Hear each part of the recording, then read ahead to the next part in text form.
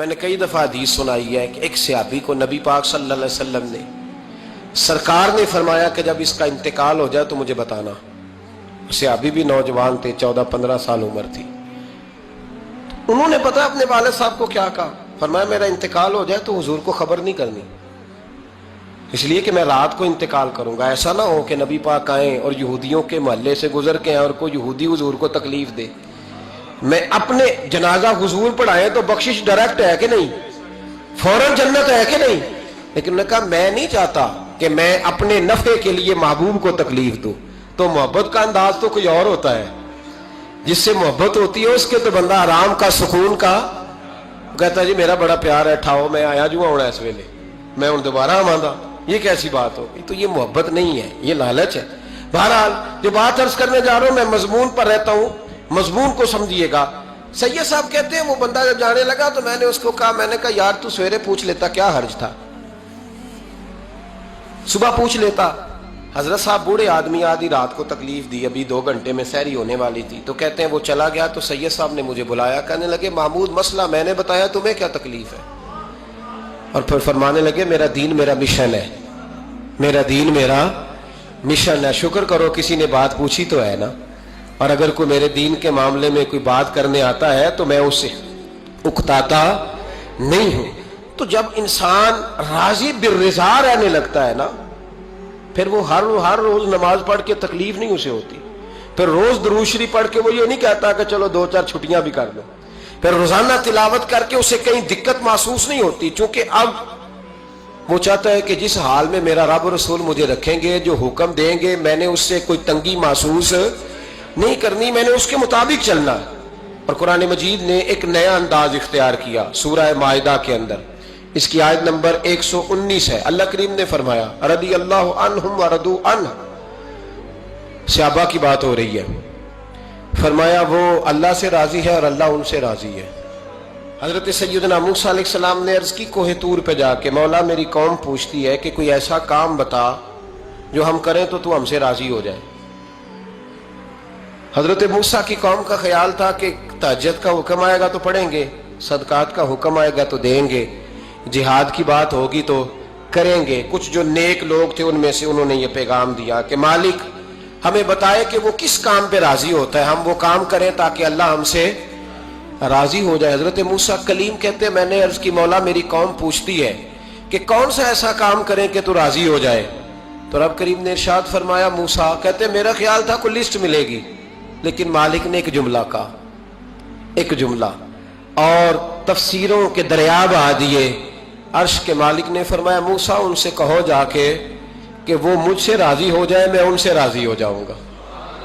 مجھ سے راضی ہو جائے. بندے اللہ سے راضی ہی نہیں راضی ہوتے. امام غزالی سے کسی نے پوچھا تھا، امام غزالی سے، کہ حضور اللہ کا بندے سے راضی ہونا کمال ہے یا بندے کا اللہ سے راضی ہونا کمال ہے؟ تو امام غزالی مسکرائے، فرمانے لگے رب تو بڑا ہی مہربان ہے، وہ تو بڑی جلدی راضی ہو جاتا ہے. وہ تو مسجد میں آ کے توبہ کرے تو اللہ راضی، کسی یتیم کے سر پہ ہاتھ پھیرو تو اللہ راضی، وہ تو کسی اندھے کو رستہ دکھایا تو اللہ راضی ہو گیا، وہ تو طوائف نے کتے کو پانی پلایا تو اللہ. امام صاحب فرمانے لگے یہ بندہ ہے جو اللہ سے راضی نہیں ہوتا. جس کے پاس اولاد نہیں وہ کہتا ہے چلو ایک بیٹی مل جائے تو میں راضی ہوں، بیٹی مل گئی تو کہتا اب ایک بیٹا بھی ملے تو پھر راضی ہوں، پھر کہتا ہے یہ دونوں اچھی تعلیم حاصل کر لے تو پھر میں راضی ہوں، پھر کہتا ہے یہ بہت زیادہ پیسے کمائے تو پھر میں راضی ہوں.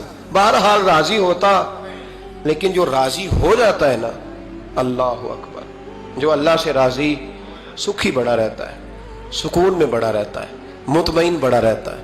جو سمجھ لیتا ہے نا کہ جو میرے رب نے بہتر سمجھا وہ میرے اللہ نے مجھے. میں کبھی کبھی سوچتا ہوں کہ یار حضرت بلال حبشی نے کوئی عہدہ نہیں مانگا ساری زندگی. انہوں نے نہیں کہا مجھے بھی ایک صوبے کا گورنر بناؤ میری بھی خدمات ہیں، مجھے بھی وزیر خزانہ بناؤ میرا بھی کچھ بنتا ہے. ایک دفعہ نہیں کہا سیدنا بلال حبشی رضی اللہ تعالیٰ عنہ نے کہ میری بھی کوئی ڈیوٹی ایسی ہونی چاہیے کہ مجھے چلو سپہ سالار ہی بنا دیا جائے. ساری زندگی مسجد میں جھاڑو دیا تو اسی پہ راضی رہے، ساری زندگی محبوب کے مہمانوں کا لنگر پکایا تو اسی پہ راضی رہے، ساری زندگی میرے محبوب علیہ السلام کے بچوں کی نوکری کی تو اسی پہ اسی پہ راضی رہے، راضی بالرضا رہے۔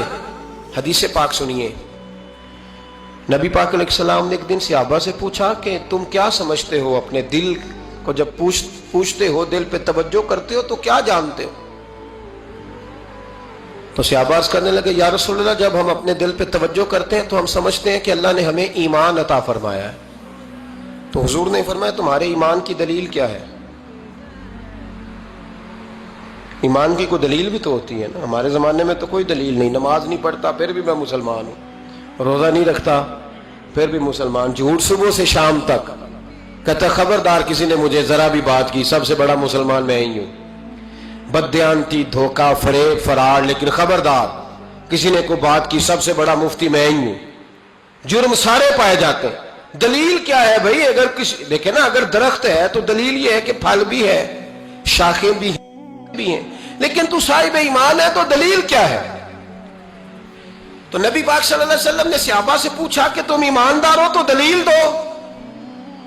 تو بڑے خوبصورت تھے میرے محبوب کے تیار کردہ لوگ، عرض کرنے لگے یا رسول اللہ، ایمان کی دلیل یہ ہے کہ اگر اللہ ہمیں نعمت دیتا ہے تو ہم شکر ادا کرتے ہیں، اگر کبھی مصیبت آتی ہے تو ہم صبر کرتے ہیں، اور یا رسول اللہ ہم اپنے رب کے ہر فیصلے پر راضی رہتے ہیں، ہم اپنے اللہ کے ہر فیصلے پر۔ اب حضور نے رزلٹ کا اعلان کیا تو میرے محبوب فرمانے لگے پھر سنو، میں گواہی دیتا ہوں واقعی اللہ نے تمہیں دولت ایمان عطا فرمائی ہوئی، پھر واقعی اللہ نے تمہیں دولت، اگر تم اپنے رب پر راضی ہو، اگر تم راضی ہو اس کام پر جس پہ اللہ نے تمہیں رکھا ہوا ہے، اگر تمہیں کسی کو دیکھ کر تکلیف نہیں ہوتی، اگر تم نہ حسد میں جلتے ہو، نہ بغض میں، نہ کینے میں، نہ تکبر میں، نہ احساس کمتری کا شکار ہوتے ہو، اگر تم راضی رہتے ہو کہ میرے مالک نے بہترین زندگی مجھے دی، پھر اس کا مطلب یہ ہے کہ تم صاحب ایمان ہو۔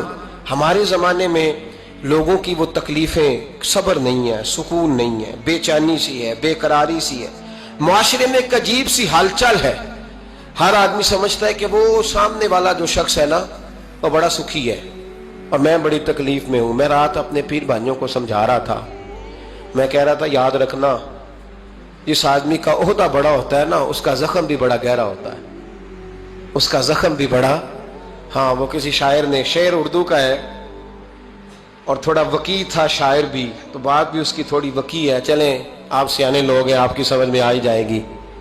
اس نے کہا تھا کہ ہجوم غم میں بھی توہین ضبط غم نہ ہوئی، ہجوم غم میں بھی توہین ضبط غم نہ ہوئی، ہم اس احتیاط سے روئے کہ آنکھ نم نہ ہوئی۔ لوگوں کو نہیں پتا چلا کہ ہم رو رہے ہیں، ہم نے واہ ویلا کر کے دنیا، ہم اس احتیاط سے روئے کہ ہماری آنکھ نم نہ ہوئی، ہم نے واہ ویلا کر کے نہیں بتایا کہ بڑی دقت میں، ہم نے اپنے آپ کو محفوظ رکھا، ضبط میں رکھا، حوصلے میں رکھا، اللہ کی رضا پہ راضی رہے، اپنے آپ کو اپنے رب کی رضا پر۔ میرے نبی پاک صلی اللہ تعالی علیہ وسلم نے فرمایا کہ قیامت کے دن میری امت کا ایک گروہ ایسا ہوگا جسے اللہ تبارک و تعالیٰ اس طرح جنت میں پہنچا دے گا جیسے کوئی بندہ اڑ کے جنت میں چلا جاتا ہے۔ وہ جب جنت میں پہنچیں گے نا تو فرشتے ان سے پوچھیں گے تم نے حساب دیا؟ کہیں گے ہمیں تو پتہ ہی نہیں حساب کیا ہے۔ پل سے رات سے گزرے، کہیں گے خبر ہی نہیں پل سے رات کہاں ہے، تو یہاں کیسے آ گئے؟ کہیں گے اللہ کے فضل سے، اللہ کے فضل سے۔ تو کہا بتاؤ تو صحیح تمہاری نیکی کیا تھی؟ تو کہیں گے دو باتیں تھیں، ایک تو ہم اللہ کے حلال کو حلال جانتے تھے، رب کے حرام کو حرام جانتے تھے، اور دوسرا یہ تھا کہ ہم اللہ کے ہر فیصلے پہ راضی رہتے تھے، اللہ کے ہر فیصلے پہ۔ تو جو رب کریم کی رضا پہ راضی رہے پھر اسے کسی حساب کتاب کا سامنا نہیں کرنا پڑے گا، پھر اسے پل سے رات کی دشوار گزار گھاٹیوں کا سامنا نہیں کرنا پڑے گا۔ شرط یہ ہے کہ وہ اللہ کی رضا پہ راضی رہے، وہ اللہ کے فیصلے کو بصیر و چشم مانے، وہ عاجزی اور انکساری کے ساتھ گردن جھکا دے، اپنے مالک کے فیصلوں پر جھکا دے۔ اللہ نے حضرت ابراہیم کو اولاد نہیں دی، پھر زمانے کے بعد دی، پھر دینے کے بعد کہا کہ جاؤ وادی غیر ذی زرع ان میں چھوڑ کے آؤ۔ سخت گرمیاں ہو جائیں تو لوگ بچوں کو اسکول نہیں بھیجتے، چھٹیوں کا اعلان ہو جاتا ہے، لیکن حضرت ابراہیم چھوڑ آئے بچہ، اور بچہ ایک تو بچہ اللہ تعالیٰ روٹین میں دیتا ہے تو اس کی قدر و منزلت اور ہوتی ہے، اور ایک بندہ بڑی دعاؤں التجاؤں خواہشات کے بعد لیتا ہے، اس کی قدر و منزلت۔ وہ بچہ جو بڑی دعاؤں کے بعد لیا، کہا چھوڑ آؤ، کوئی کھانا نہیں، پانی نہیں، دانا نہیں، حضرت ابراہیم چھوڑ آئے، 13 سال اکٹھے رہنے کی اجازت نہ ملی، اور جب اجازت ملی تو کہا اب چھری اٹھاؤ اور بیٹے کی گردن پہ چلا دو۔ آپ اس کو آسان کام سمجھتے ہیں؟ اتنی تسلیم و رضا، ہر فیصلے پہ راضی ہونا، ہر فیصلے پہ۔ یہاں ہمارا حال یہ ہے کہ 2 منٹ کے لیے تکلیف آتی ہے تو لوگ واہ ویلا کرتے، شور بچاتے، کفر بولتے۔ ہر آدمی آپ اس کو ٹٹول کے دیکھیں تو کہتا ہے سب سے تکلیف میں ہی ہوں۔ کس سولی پہ لٹکے ہوئے ہم؟ آخر کون سا معاشرے کا ایسا دکھ ہے جو صرف ہمارے پاس ہی آ گیا؟ ہر آدمی کہتا ہے مجھے نہ چھیڑنا، سب سے زیادہ غمگین میں ہی ہوں۔ بھائی بتا تو صحیح نا کہ آخر کون سی ایسی چیز ہے جو مالک نے تجھے عطا نہیں فرمائی؟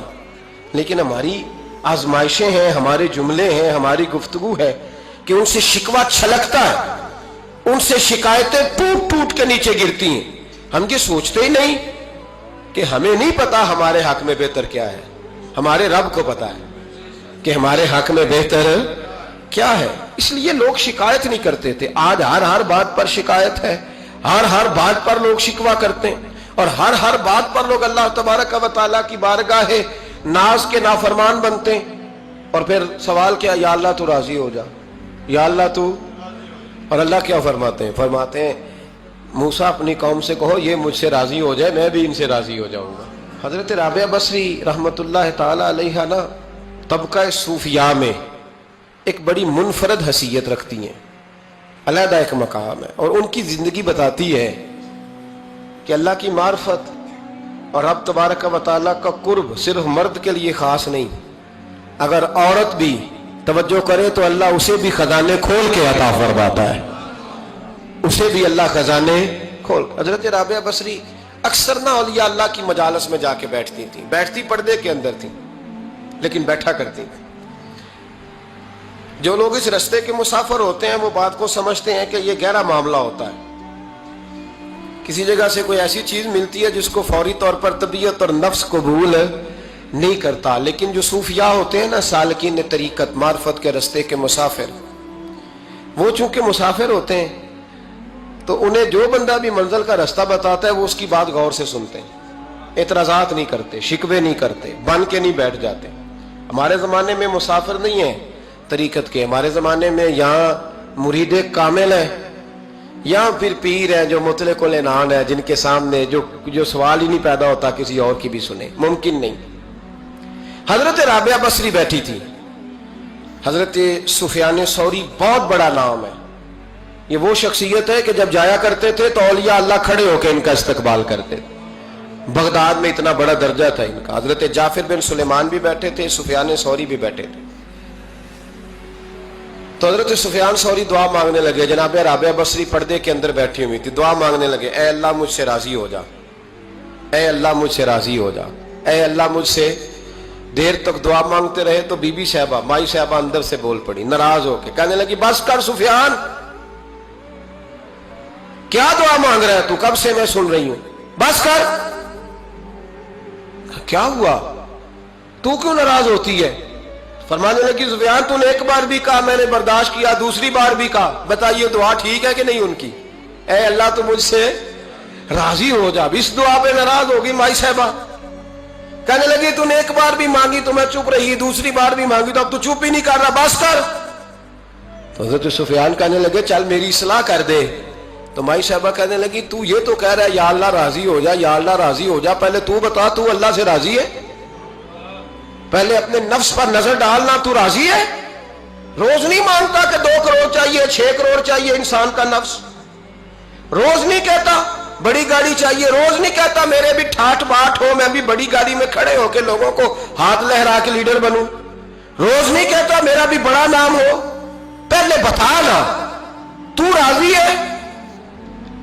حضرت سفیان ثوری نے جب بات سنی تو جھگڑا نہیں کیا بلکہ اللہ اکبر کہا، چیخ مار کے رونے لگے، کہنے لگے رابعہ تو سچ کہتی ہے، ابھی تو میں اس منزل تک نہیں پہنچا کہ میں رب سے راضی ہو جاؤں تو میں اسے راضی کرنے چلا ہوں، تو سچ کہتی ہے۔ قریب ہی حضرت جعفر بن سلیمان بیٹھے تھے، وہ بی بی رابعہ کے پاس گئے، کہنے لگے مائی صاحبہ مجھے تو بتا دیں آخر بندہ اللہ سے راضی ہوتا کب ہے، یہ منزل شروع کب ہوتی ہے؟ تو آپ فرمانے لگے اس وقت کہ بندے کا جو حال نعمت ملنے پہ ہوتا ہے نا، جب وہی حال اس کا مصیبت آنے پہ ہو تو پھر سمجھو وہ اپنے رب سے راضی ہو گیا۔ خدا کی عظمتیں کیا محمد مصطفیٰ جانے، مقام مصطفیٰ کیا ہے، محمد کا خدا جانے، صدا کرنا میرے بس میں تھی، میں تو صد کر دی، صدا کرنا میرے بس میں تھی، میں تو صد کر دی، وہ کیا دیں گے میں کیا لوں گا، صحیح جانے گدا جانے، کہا جبریل نے سدرہ تلک میری رسائی تھی، کہا جبریل نے سدرہ تلک میری رسائی تھی، ہے کتنی منزلیں آگے نبی جانے، خدا جانے، مجھے تو سرور ہونا ہے آقا کی نگاہوں میں، مجھے تو سرور ہونا ہے آقا کی نگاہوں میں، زمانے کا ہے کیا ناصر، بھلا جانے بور جانے، خدا کی عظمتیں کیا